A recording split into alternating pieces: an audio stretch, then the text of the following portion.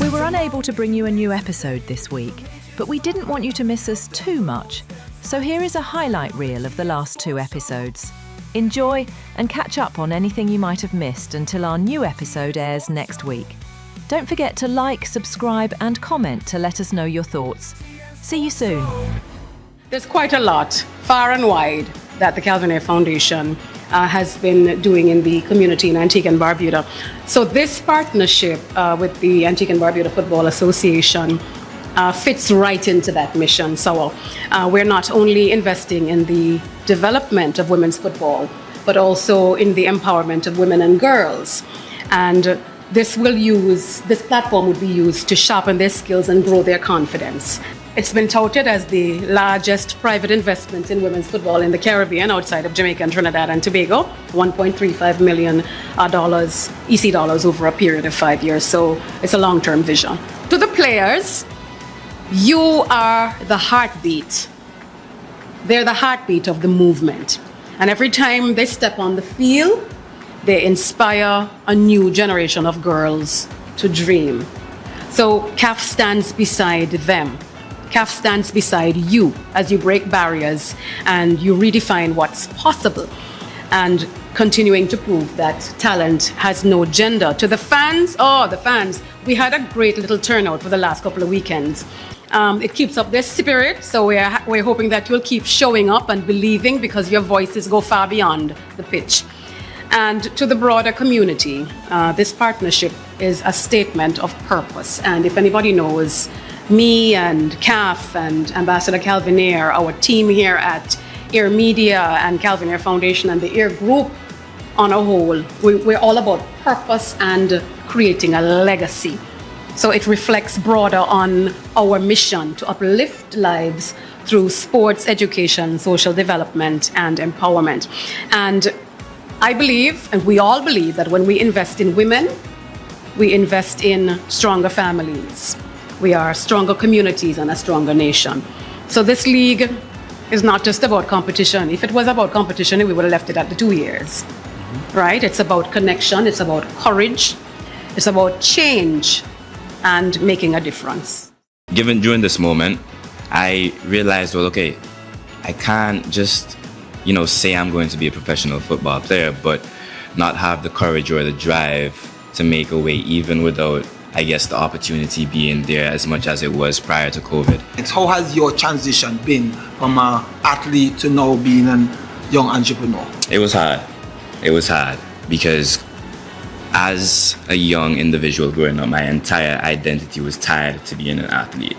So every morning I woke up and I had a sense of purpose, whereas now, or the transition from being an athlete to, an entrepreneur, not necessarily knowing if I'm built for the game, not necessarily knowing if, what others are going to think of me. And I realized, well, okay, God is calling me to do something bigger than myself. And that thing was being a motivational speaker, a leader, and an entrepreneur.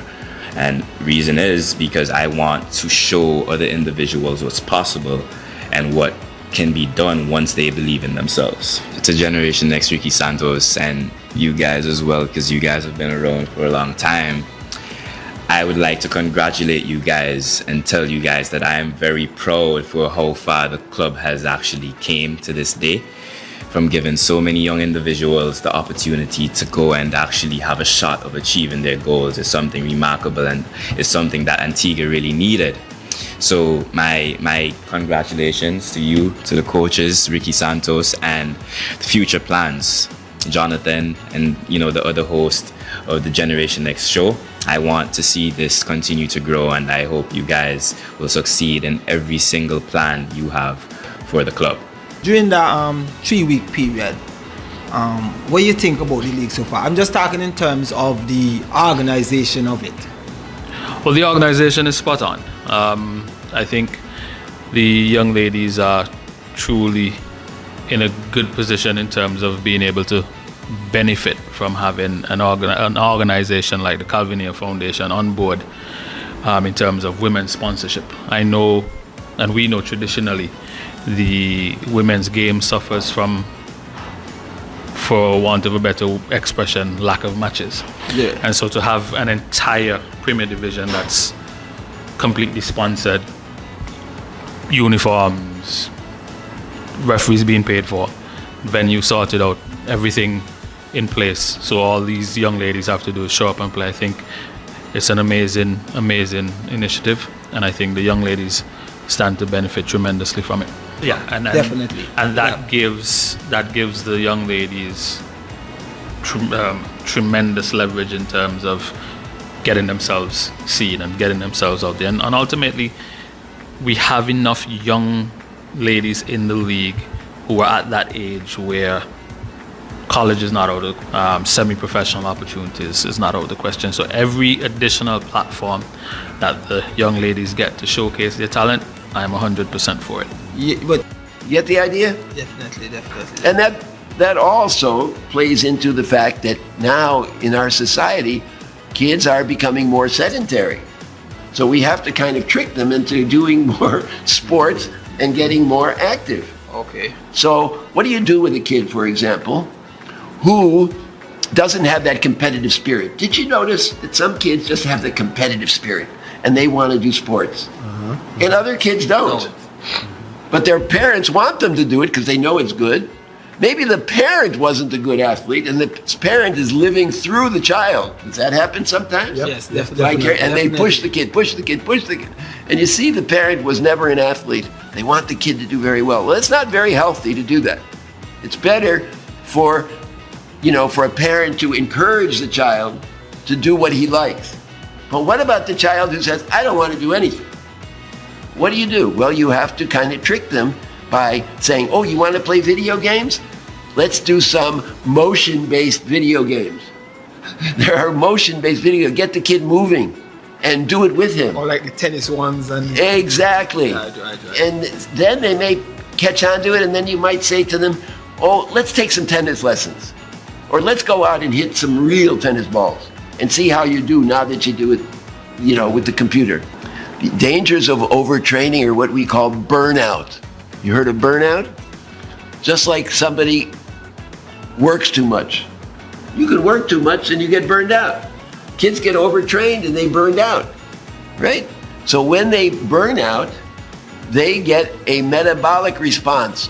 The metabolism of their bodies will change. So when you burn somebody out, it usually means they get fatigued early, they lose interest, right? They lose interest, they get pain. And so you can overtrain, and there's a hormone called thyroxine, thyroid hormone. You heard of thyroid hormone? It maintains our metabolic rate. Well, when you overtrain, your thyroid hormone decreases. Your thyroid hormone is supposed to increase when you train to burn up the calories. But when the overtraining takes over, the burnout causes, instead of thyroid hormone to go up and help with building body structures to stimulate your metabolism, it actually goes down.